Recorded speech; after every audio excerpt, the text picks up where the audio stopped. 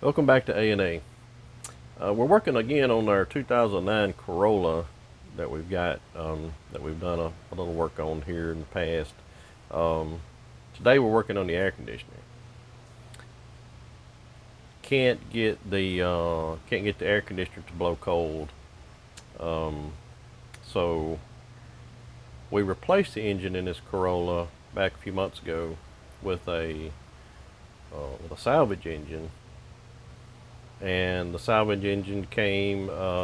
Supposedly, it has a maximum of 65,000 miles on it. Could be less. It's not supposed to be more. Um, when we got that replacement engine from, I believe it was JDM engines, something like that. Anyway, in New Jersey, it came with alternator, air conditioning compressor. All that was still mounted on the engine. That internals of that engine, when I took the valve cover off and the oil pan off and stuff like that, looking on the inside of that engine, it looked almost brand new. So I'm going to take the compressor that came on that uh, salvage engine, and I'm going to put it on the Corolla along with a maintenance kit that includes a new expansion valve, uh, a new desiccant for the dryer, and some O-rings. And I've also bought um, the air conditioning gauges and the vacuum pump, because um, you have to have those two items in order to properly um, rid the system of all the moisture. Especially if you open the system up, like we've done to swap the compressors out. Moisture gets in there, and that's the number one enemy of your air conditioning system. So you need the vacuum pump to pull a vacuum to get all the moisture out of the system. You need the gauges to tell you uh, if the system can hold a vacuum for, you know, 30 minutes to an hour. Some people leave them overnight to see if they go down, but you'll pull a vacuum and then you shut the compressor off. The gauges will be there showing the vacuum.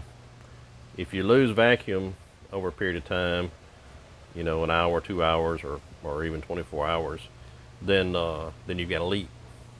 So to pull a vacuum is to prove that there's no leaks, that the system is sealed up, and then while it's maintaining that vacuum, then you're going to introduce the freon. Uh, the oil we're going to put in, and I've already put it in, but I'll show you. You're going to put that into the compressor before we install the compressor back on the car. And that was another reason why I wanted to take the compressor that was on it off.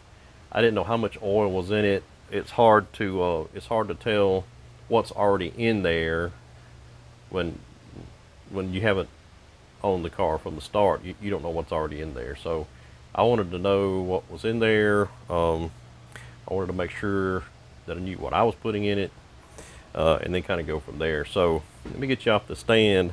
I'll show you what I got going on so far, and I'll show you what I've already done on the car. Okay, on the workbench, this is the compressor that was on the car when I bought it. We bought the salvage engine from the company over in New Jersey. I believe it's JDM engines. It's supposed to have a maximum of 65,000 miles on their engines. The exterior of the engine looked a little worse than my original engine, but when opening up the valve cover, the oil pan, looking on the internals of the engine, it looked way better than the engine I had in the car. They looked almost brand new. So, given that this compressor, I don't know if it's the compressor is the reason why we're not getting cold air. Could be the expansion valve. It could be a number of things. But I wanted to start from scratch, and since I had a compressor from the salvage engine and the engine being in such good shape as it was, I'm going to roll the dice on this compressor and put it on. That way I can, I've already put the oil in it. It calls for 3.5 ounces of the PAG oil, compressor oil. Then it calls for 1 pound or 16 ounces of freon. So since I've got the compressor off, I just measured my 3.5 ounces is almost a half cup. So I've got that in the compressor here. I'm counting on it not, spilling out when I try to mount my compressor, because I don't have, these are where the air conditioning lines attached. So, I can't attach them before I put it on the car. I just got to put it on the car and hope my oil don't spill back out. And if it does, we'll just have to cross that bridge when we come to it. But, so I've got my oil in there. In turning the compressor, which I don't want to turn it now because I've got the oil in there, it gives me a much more, it feels like it's pumping. It's doing something. It feels like it's pumping. When I touch this one, there's nothing. There ain't nothing going on. You know what I'm saying? Ain't no action there. When I turn this one, try not to spill it everywhere, I can hear and feel, like a pump. A pump is working. So I don't know. I got my hopes up kind of high for that. Let me take you out to the car, show you what I've done there.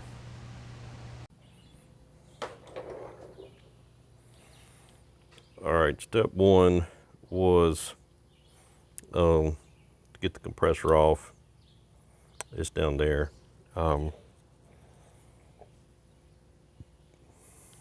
The expansion valve, if you're looking at your engine bay, you've got your coolant lines. If you follow those around, they go straight to the expansion valve, which that's that deal that's it's bolted to the firewall back there. You take that one bolt out in the center, then you can pull them 2 lines off that have O-rings on it. You of course replace the O-rings. Then the expansion valve itself is held in there by 2 Allen head screws. It's all very easy. Just take your time. Cleanliness. You don't want trash, and when you're putting the O-rings, make sure your hands are clean. Put a little dab of PAG oil on the O-rings so everything slides in there correctly. So that expansion valve, very, very simple. You take the 2 lines off, replace their O-rings. Take the 2 Allen screws out. You'll need a pair of pliers. Usually you got to tug on that expansion valve because it's seated with 2 O-rings as well. Once you get it out, you'll see the 2 O-rings that stay on the firewall. You'll need to replace the O-rings, put your new expansion valve, replace the 2 Allen screws, replace these 2 lines, put that screw in the middle, and you're in business. Your dryer assembly, or the desiccant that acts as the dryer, we're going to go under the car right here. Up under the front of the car.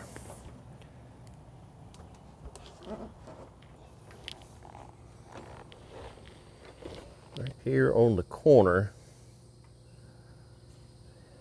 Right here. This is your condenser coil for your air conditioning system. On the driver's side, on the bottom, there's a plastic plug. You'll need a big old Allen socket. This thing wasn't all that tight. So once you get it started, you can just screw it out. It's not that tight anyway. There's an O-ring on it. You pull this plug out. Then up inside this tube here, you'll see. Let me show you the old one.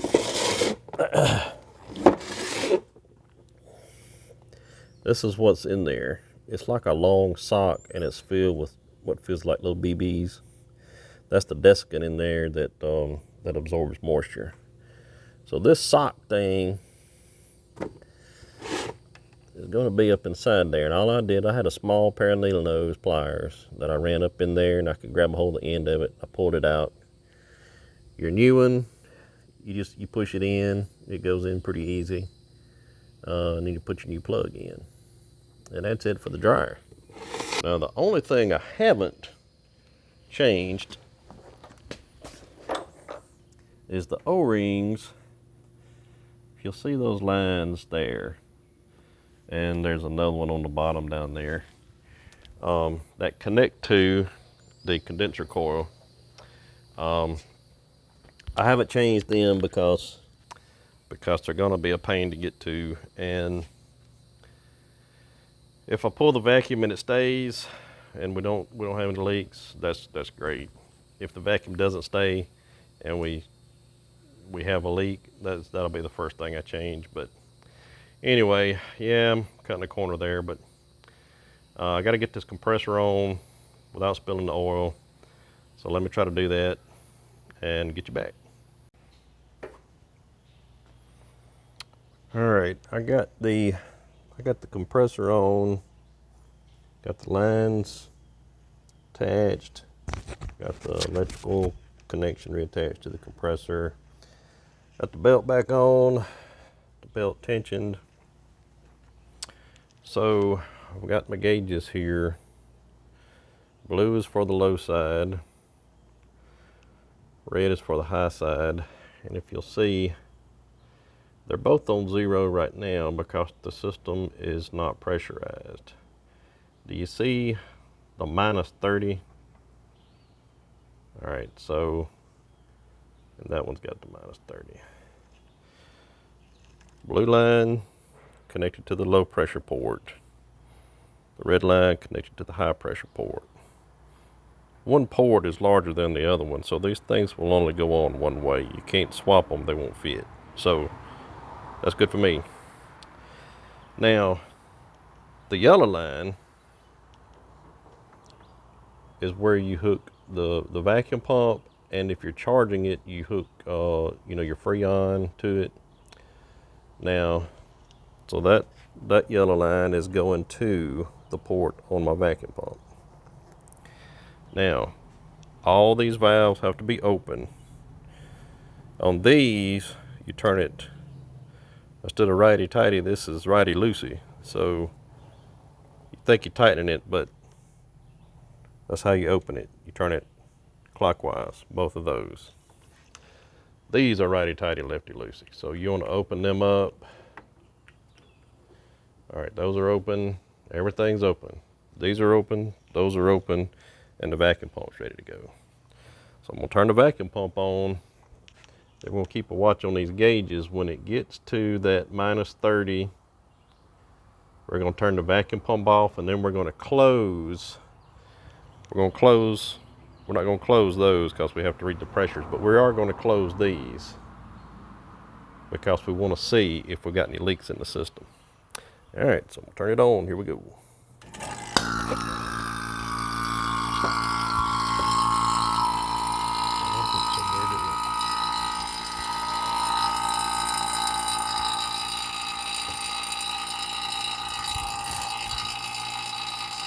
Okay, so I got the vacuum pump running.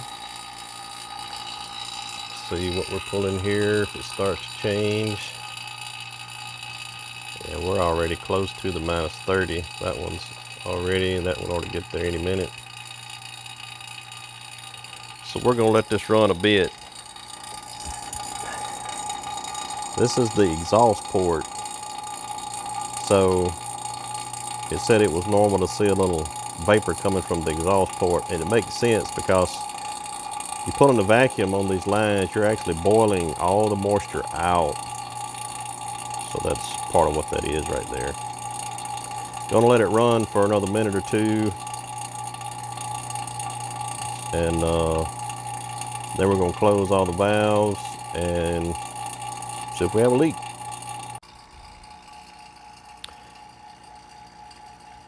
Okay, we've been running the vacuum pump now for about 5 minutes.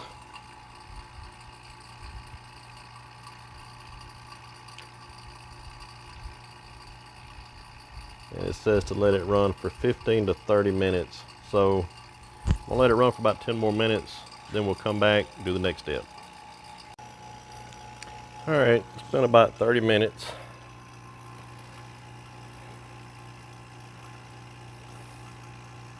Okay, now what we want to do is we're going to close these two valves, and then we're going to turn off the vacuum pump. And then we're going to let it sit with that vacuum on it, and we're going to see if we lose any vacuum. If we lose any vacuum over, say, I don't know, let it sit for an hour or so. Turn that off. All right, so we're on minus 30, both sides. All right, let it sit for about an hour or so, and then we're gonna come back and take a look. All right, it's been over an hour. So let's check our gauges. It's like we're still looking good.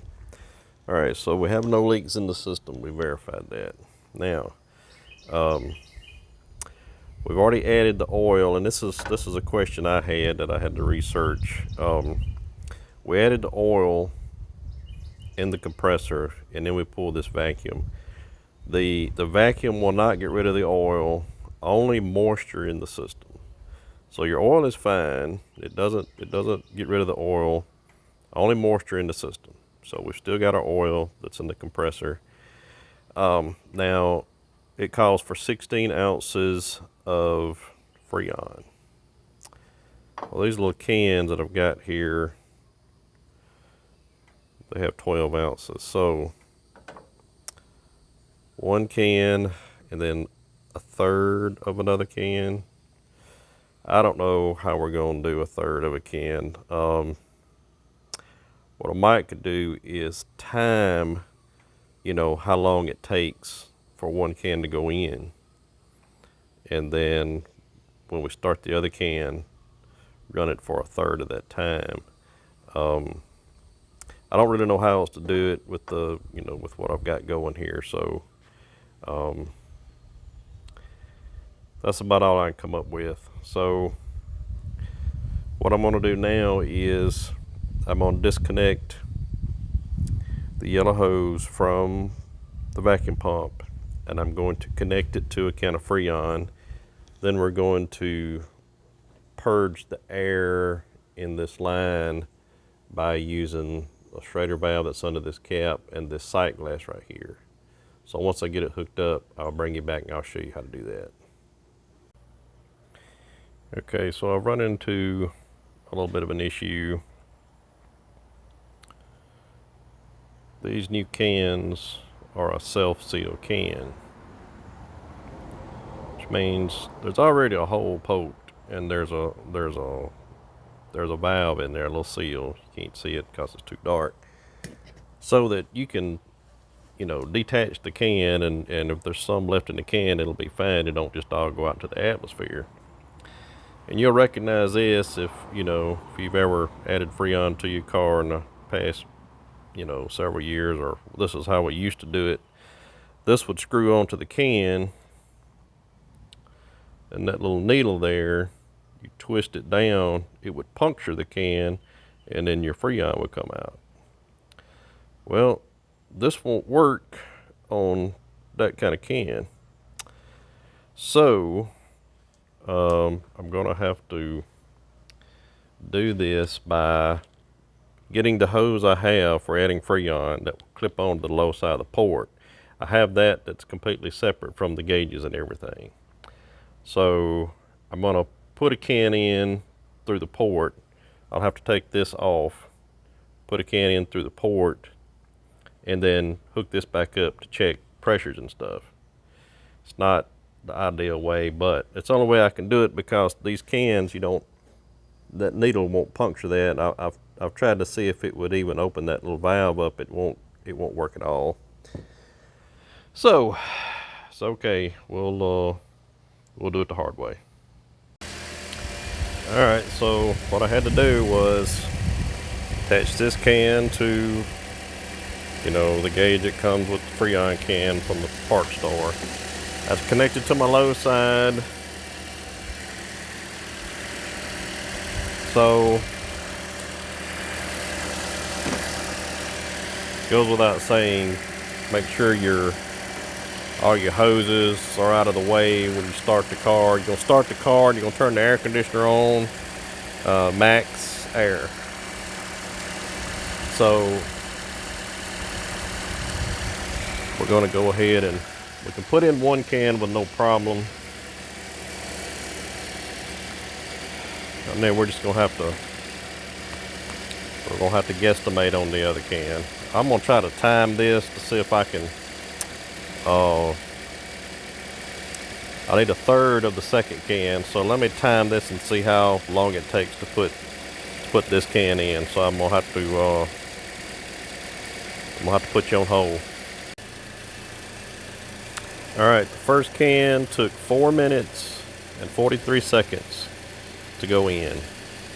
So we convert that to we just got to take half of it, so that's 2 minutes and say 21 seconds. So I'm gonna connect the second can and go might just go 2 minutes to be on the safe side, and then we'll see what the air feels like in there. Alright, I was mistaken about my calculation. I was halving it. We really needed a third, so that would have been 1 minute and about 50 seconds. But at the less than the 1 minute mark, I could feel the can was getting considerably lighter. So I stopped, took the can off, and I think I ended up about half of that can in there. So I've got a little more than it called for, but let's see what the air feels like. Oh yeah. Oh, that's much more better.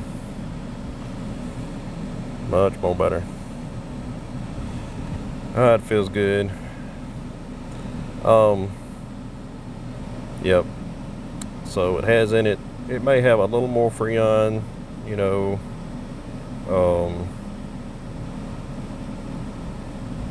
so it's got an ounce or two more freon, but I don't think that's going to hurt. But I'll tell you one thing that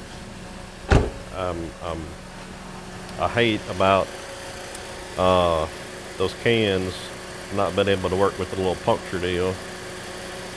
We had pulled the vacuum on it. That was fantastic. It was doing great. However, when I disconnected my low side connector, this was connected to the low side. Well, when I disconnected that, the system has a vacuum, and those Schrader valves, they're not gonna keep it closed if the system is sucking air into it. So I lost some of my vacuum when I disconnected my low side connection there and had to connect this thing, because that's the only way I could get the freon into the system. Because the cans are these fancy, reseal tops on them, and so my little puncture mechanism didn't work. So anyway, so this was kind of the redneck way of doing it, and the system's cooling. I got cold air. I know I've got the right amount of oil. Got an ounce or two more freon than I should. I'm okay with that. It's cooling great, working great. One thing I do want to show you. So it's fully charged, and just for your information, for your future reference. All right, low side pressure, like about 25 to 30, between 25 and 30. High side pressure, 350.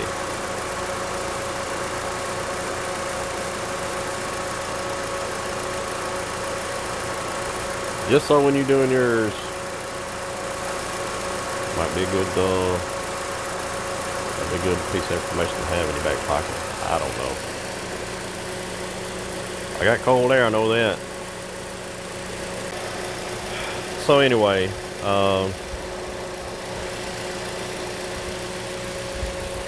I guess either make sure if you get the kit that I got, and I got the gauges and the vacuum pump off of Amazon for $120 for the whole set. It's an awesome deal. However, I'm gonna have to see if there's a something out there that I can replace this with that will work with those cans there. Anyway, got the air fixed. It's cooling great. I'm glad I went ahead and rolled the dice on that compressor that came with this replacement engine. Appears to be in good shape, at least for now. Hope you guys enjoyed it. I know you probably saw some things I did wrong. Please don't do that. If you happen to see something I did right, you're welcome to steal that. No charge. If you enjoyed the video, give me a thumbs up, and I'd greatly appreciate you subscribing if you haven't already. There's no telling what you might see on this channel. Have a good day. Please remember, be kind to one another. See you next time.